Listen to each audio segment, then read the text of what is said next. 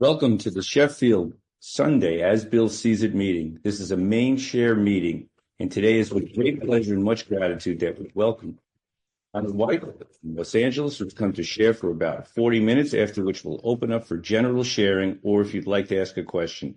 Thank you, Ronald. It's wonderful to have you here. The floor is yours. Thank you so very much, Andy. Hello, everybody. My name is Ronald White, and I'm an alcoholic. I want to start off by thanking Young for asking me to share. I say that with some trepidation, of course. I saw Young speaking at a meeting a couple of months ago, and it was real early in the morning on a Sunday morning. So I guess I gave him the idea that I would be up. I know for many of you, it's not real early. It's 6 a.m. here in Los Angeles. And I'm usually up this time because there's a meeting that occurs about half an hour from now that I normally like to go to. I like getting up early and getting about 3 or 4 meetings in early Saturday morning, Sunday morning, I'm sorry, because that's a good routine. However, it would come on a particular Sunday. Last night I had a late night carousing. And my carousing looks like this. My brother Ralph's daughter, River, was in a play and it was closing night of the play. And so a number of us, a lot of our family went out to see her last night in the play. And it didn't end till 11:30 p.m. our time. I get home at midnight. We didn't have a chance to eat dinner, so my wife invited a number of people over to the house. So she's cooking tacos at midnight. Right. And I love tacos, so I can't go to bed, of course, and so I'm eating tacos at the 12:30. I don't get into bed till about 1:30 or so. So I'm operating on about 3 hours of fuel. So you'll get one of these, I'm 70 years old now. It's hard for me to believe. And I used to be able to operate on 2 or 3 hours of sleep very easy. In fact, as many of you know, we 2 or 3 days of no sleep I used to be able to operate on. So we'll see how I do this morning. And Andy, it's always good to see you as well. And a number of my friends who are here, I see here on the screen. I love you all. And let me just get started. I've already whiled away 2 minutes of my 40. So when Young asked me to pick a reading from As Bill Sees It, and I was thumbing through and trying to kind of see what might strike my eye as a topic. And I sometimes have difficulty at a topic. I don't know why, because I love Alcoholics Anonymous. And really, it all is thematically, it all comes around to the same thing. And I think that's what attracted me to this, which is the last line that it talked about. And it's a line that comes from the 12 and 12, where it talks about great suffering and great love are AA's disciplinarians. We need no others. And so when I was thinking about that, it made me think about that line of great suffering, which is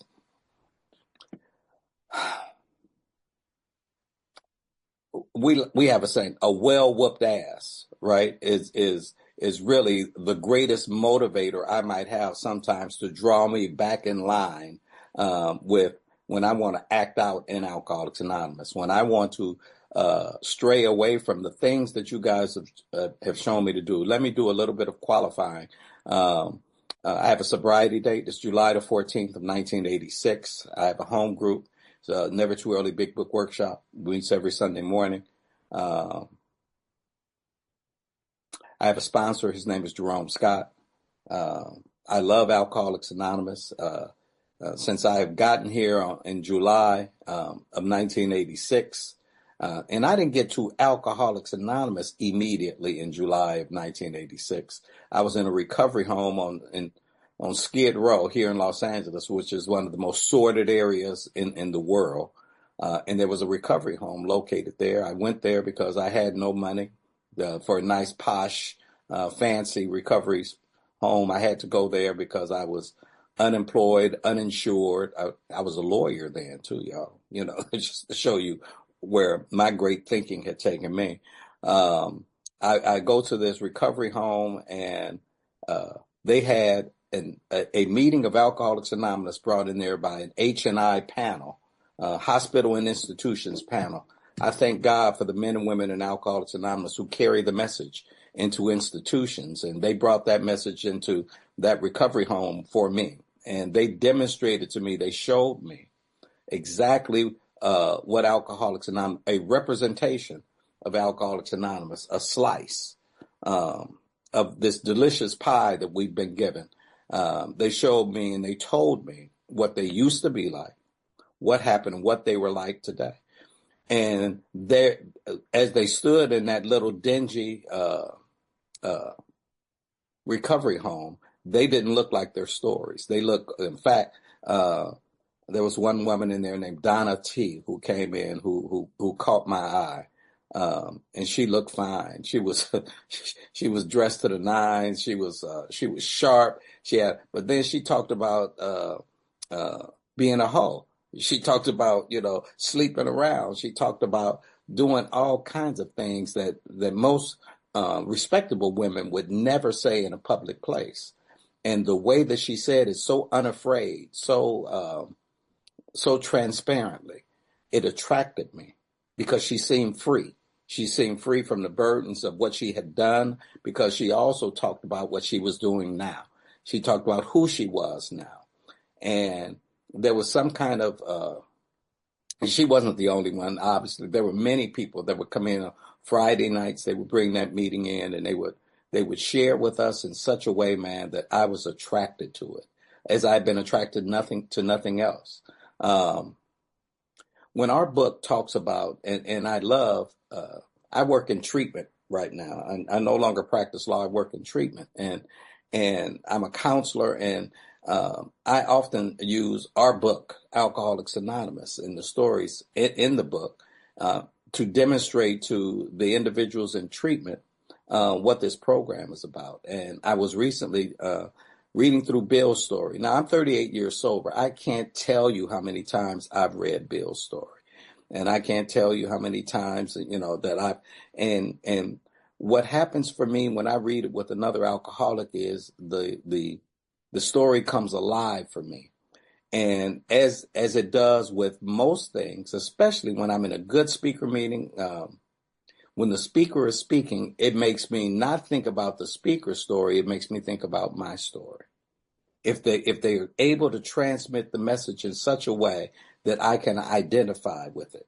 And I know identification is the key in Alcoholics Anonymous. And so when I was reading Bill's story, and I thought about Bill, man, I know I'm supposed to be talking about me this morning, but y'all gave me the 40 minutes, so I get to do with it as I would. So when I see the parallels of Bill Wilson's ascent in life and then the descent in life, I was a young kid in South Central Los Angeles who pretty much viewed himself as, I really thought that I was ugly. I thought that I was weak. I thought that I physically weak. I thought that I was too short in stature, too dark in my skin tone, I could give you a lot of twos that I felt about myself as I was growing up that made me feel apart. Now, y'all, as some of y'all well know, I have brothers that look very similar to me. But for some reason, internally, even though externally I knew I looked like my brothers, internally I felt like I did not. I felt somehow less than them, less than the way they look. Now, Reggie, I'm looking at Reggie now. Reggie's skin is probably as dark as mine. If you see him in person, he's probably darker than me. But why I felt, I'm sorry, you're here in the meeting, so I'm gonna use you. Why did I feel like my skin was darker than his? And I never thought Reggie was ugly. Reggie looked like me, and I looked at him and never thought he was ugly. But internally, somebody in here might know what I'm talking about this perception of myself that was skewed, that was I told y'all 3 hours of sleep, it makes me have difficult, and 70 years old, makes me have difficulty in finding just the right word I want to have to describe this.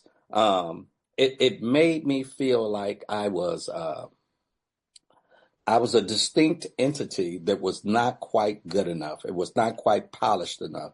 Um, the process of becoming an alcoholic was not an overnight thing. Um, I went through life hiding in books, hiding in TV, hiding in movies. I go through school, hiding behind good grades, hiding behind academic achievements, all the while believing that I'm not quite worthy of them, believing that that what I was achieving wasn't as good as what you were achieving in whatever area of life or discipline that you had.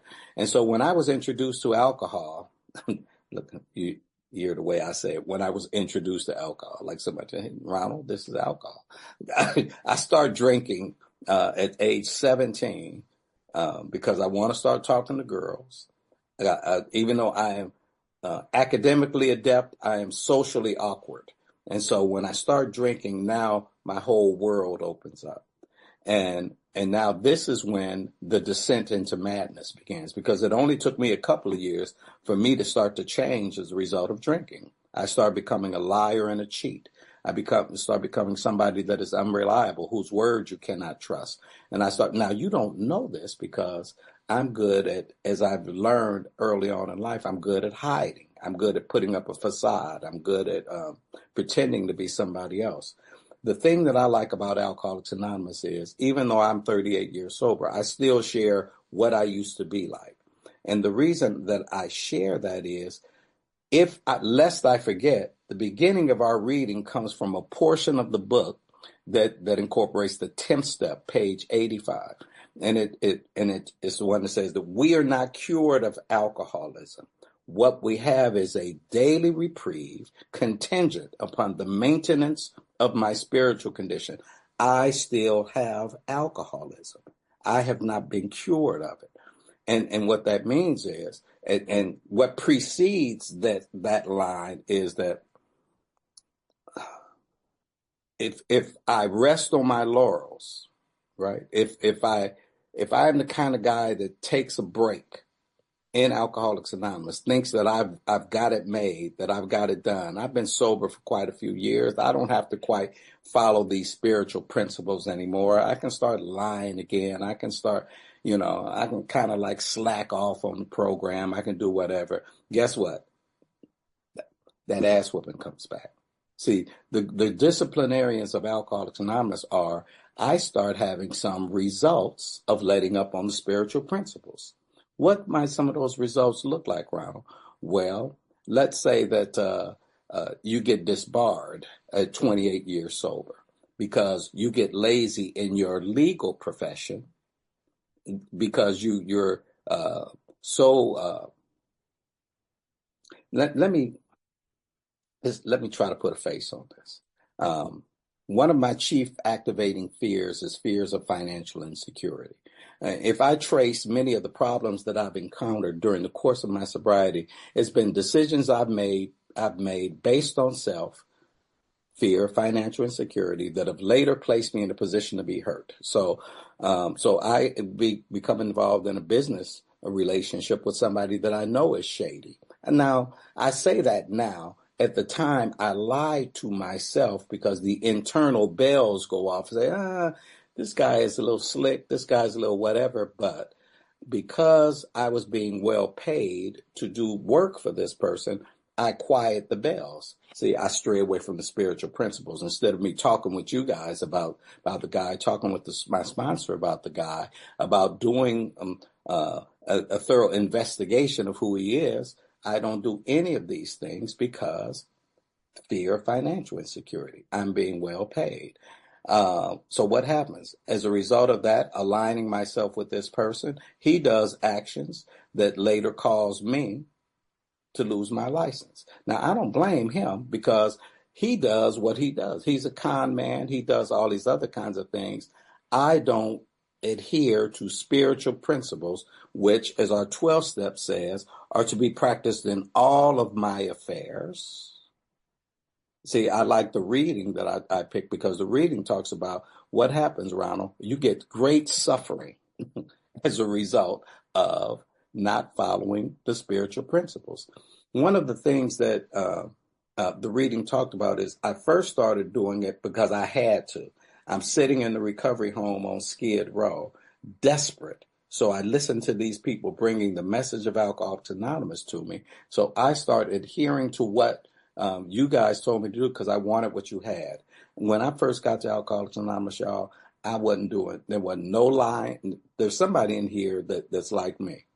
That when I was new, I was so scared. I did everything you guys told me to do. I'm telling you, I was afraid of telling any kind of lies.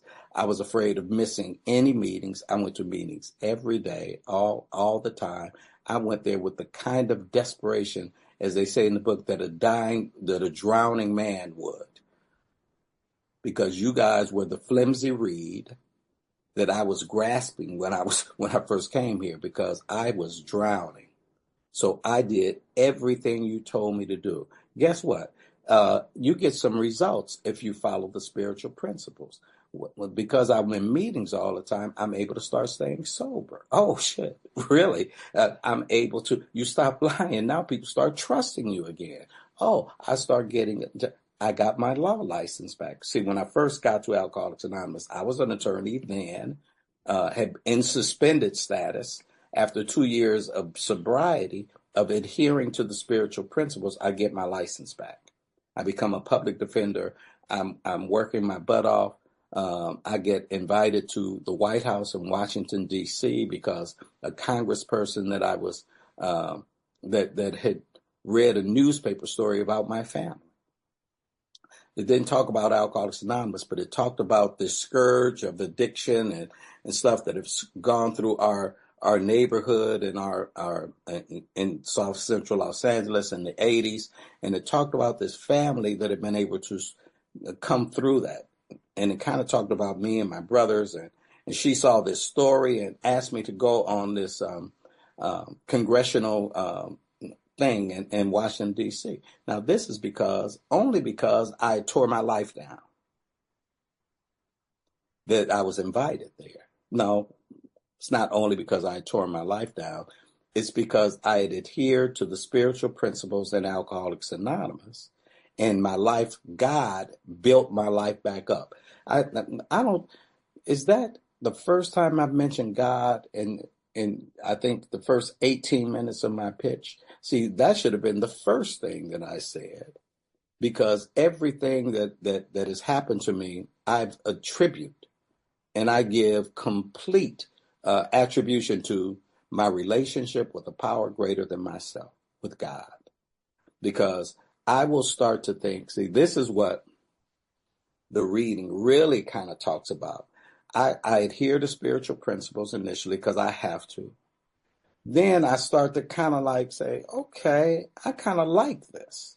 I started kind of liking going to meetings. I started liking not lying. I started liking being able to go to sleep at night, not having to worry about having what did I do to Tina yesterday. I started feeling pretty good about the fact that I was showing up to the holiday dinners and stuff at my mother's house, and we weren't disappearing like we always did after eating real fast, and then we give each other the high sign, and then I felt good about sitting there and laughing, finally laughing again and talking again. There are benefits to get for following spiritual principles, Ronald. Oh, shit, right? And I started liking it. So now I'm adhering to the principles because I really like it.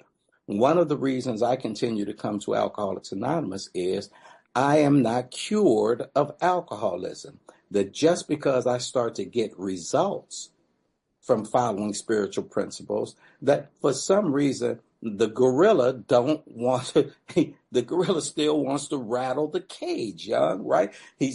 I've tried to put him to bed. I've fed him, but the gorilla still wants it. If y'all don't know who the gorilla is, I kind of refer to my disease as the gorilla. The gorilla was arrested on July the 14th of 1986. As a result of a terrific ass whooping that I received, I reported the gorilla to my higher power. The gorilla was was incarcerated back on July the 14th of 1986. My higher power left me with the keys to the cell. I don't know why God does that, allows me to keep the keys to the cell. And I am the only person that can let him out, that can let the gorilla out. The reason I need to follow spiritual principles is because my alcoholic thinking, because I still, as I said, I'm not cured of alcoholism, that same thinking can come back today that existed back in 1986 if I stray from the spiritual principles. What are you talking about, Ronald? I just described it to you guys in regards to my losing my law license. I start to get scared again. Is there anybody else that gets scared in Alcoholics Anonymous, right? Get scared of the finances, get scared of the relationship, get scared of, do they really like me, to get scared of, and even though fear is something else, right?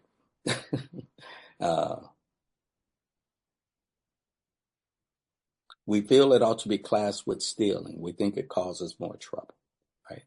It robs me.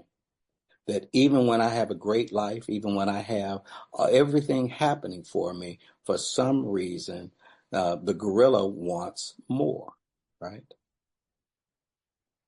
And so I need to adhere to these spiritual principles because I want a life of going to a play. I was sitting in this play last night. When I walked into it, when I first walked into it, the first person I see when I walk into the lobby of the playhouse where the play is taking place is a young man I graduated from high school with, a guy named Julius Janice. He's there with his wife, Denise, who was the sister of my best friend I played trombone with in our marching band and our band in high school, right? I see Julius, we hug. I see Denise, we hug. If I were not sober, I would not have been in that room and never would have seen them. If I hadn't been there, in my car as I was driving was my wife, one of her best friends, and one of my friends, me and my wife's friend, Andy, who does my hair, has this nice, see, if you guys can see this nice little bun on the top of my head. Yes, I have a man bun. And so I've got my hairstylist, right? And whoever's about a hairstylist, right? I'm sorry, Reggie, I got a hairstylist, not a barber. And I know it's a little bit embarrassing sometimes, but live with it. I've got when I get to the play, my daughter is there with my granddaughter, my grandson.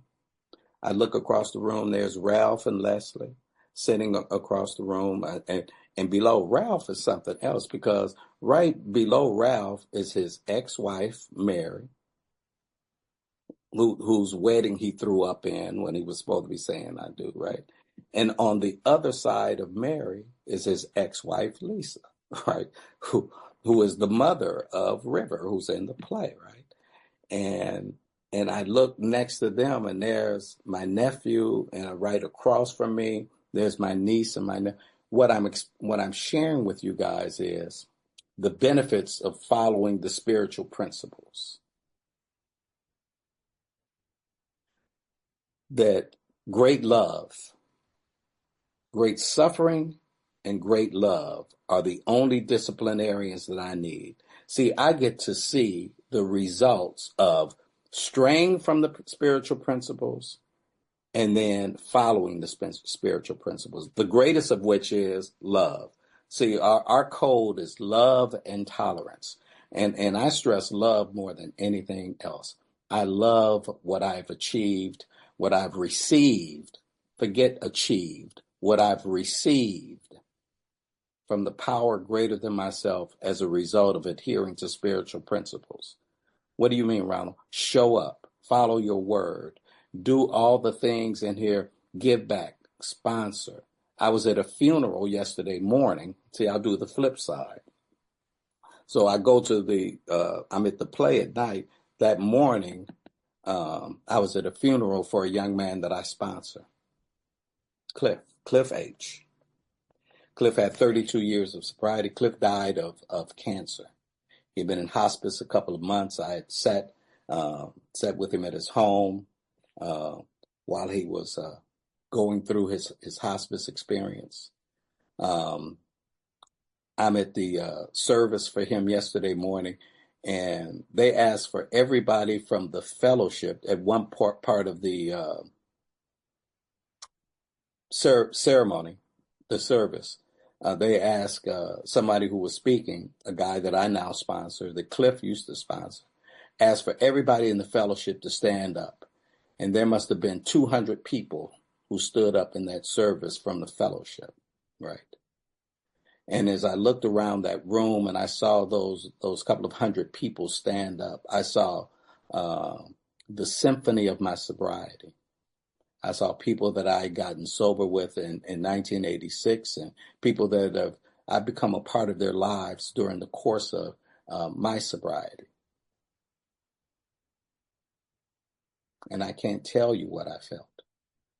I can't describe you. You simply have to feel it yourself. As my friend, the late great Leon Mason Strange used to say, you can't describe the taste of a banana. Right? How you describe it? It tastes like a banana. That's what it tastes like. You have to just bite into it yourself. You have to eat. How can I describe my sobriety? You have to bite into yours. You have to live it. That's what I learned. I looked at the example of the men and women in Alcoholics Anonymous that came into that recovery home who described stories that were unbelievable to me, that told me things that I did not think could happen at the time, that you could be recreated, that you could be reborn. And I sometimes, is there anybody else?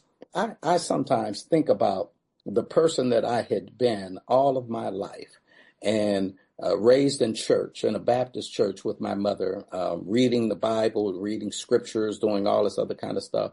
And later on in my teenage years, rebelling from that, becoming quite academic and intellectual and scoffing at, this reliance on a God, the way they describe it, and we agnostics as looking at spiritually somewhat weak, and all of this other kind of stuff. And when I'm going through life,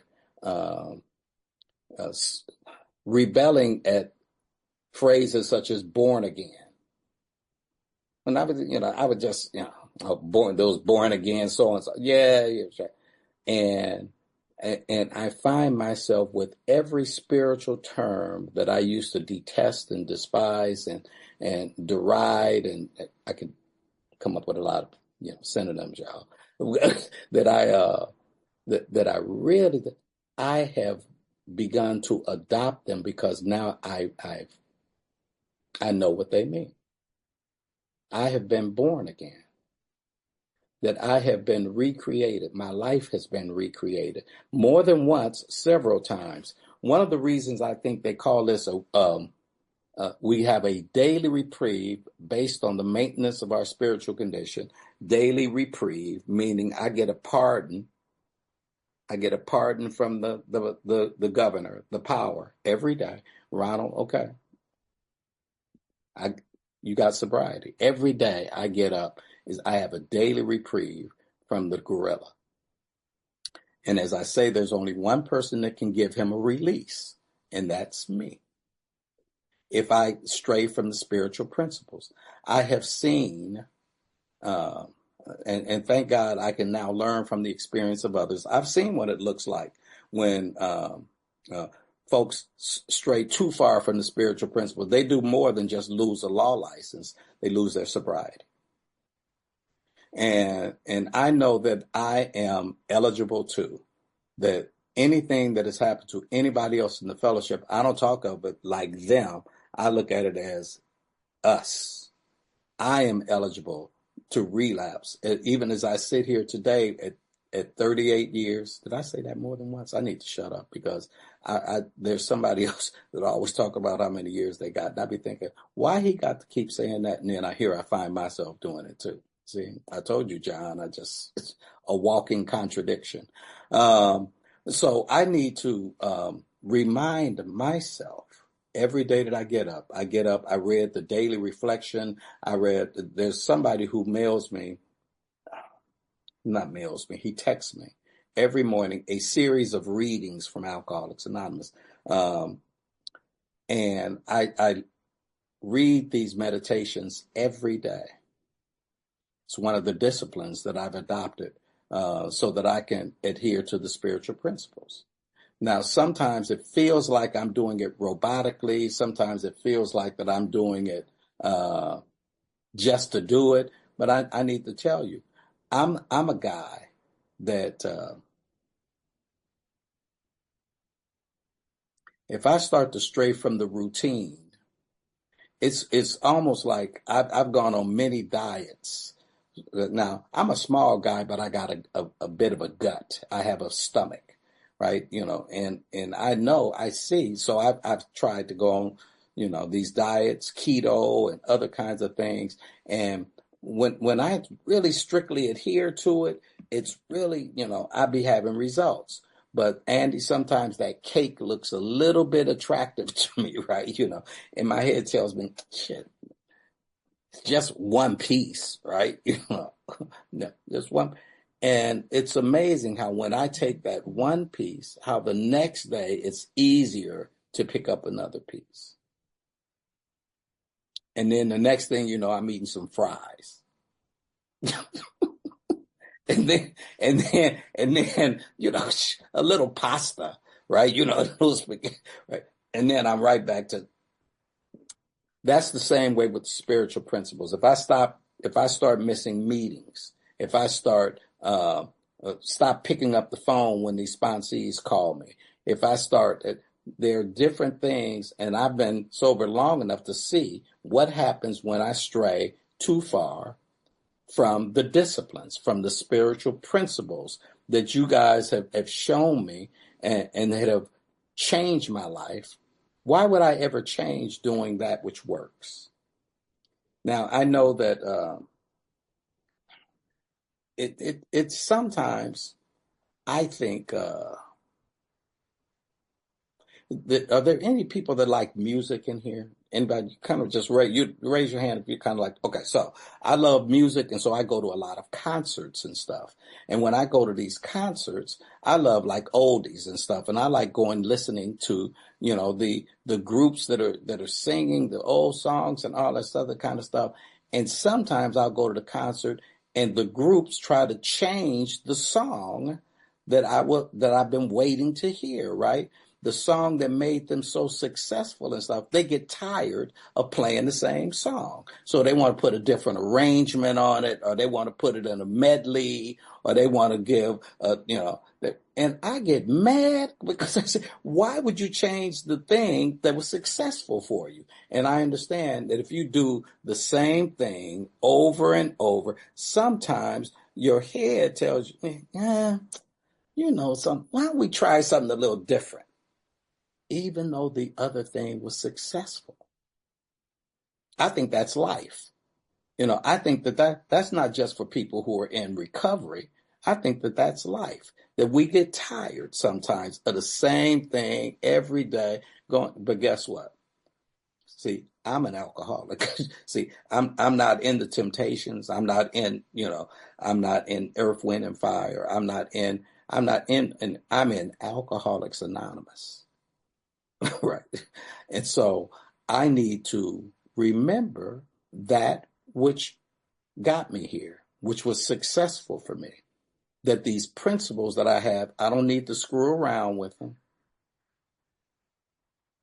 I don't need to try to change any of them, because what happens for me is great suffering occurs when I try to, let me just put this shit in the medley. Or let me just, I don't need to really, answer all these. Let me just pick the hits. Let me just pick the top sponsees, the top talk to, the ones that I really, I don't need to talk to every.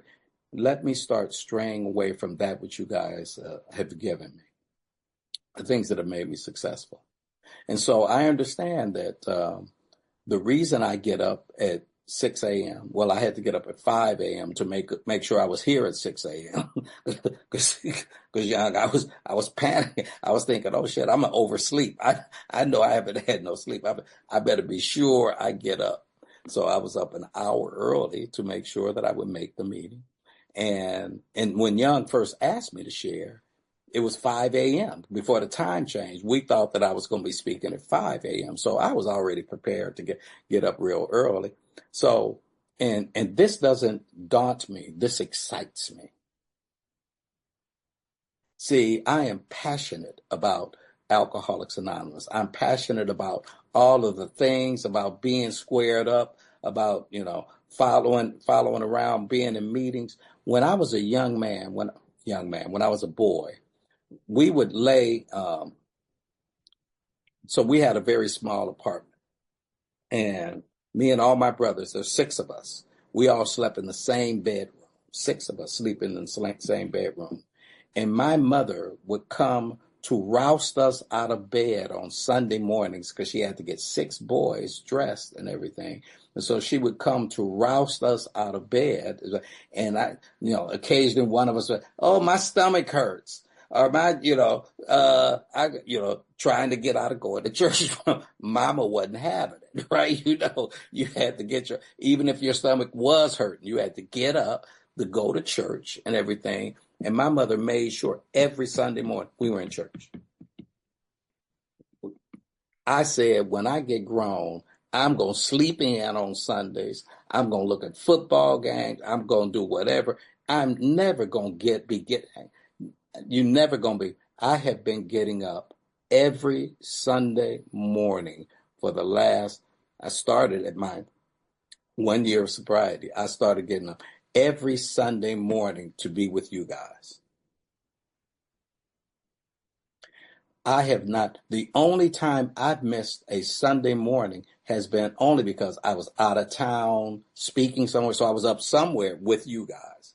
Or if my wife and I have been blessed enough, we like to travel. And so sometimes I will be traveling and go somewhere.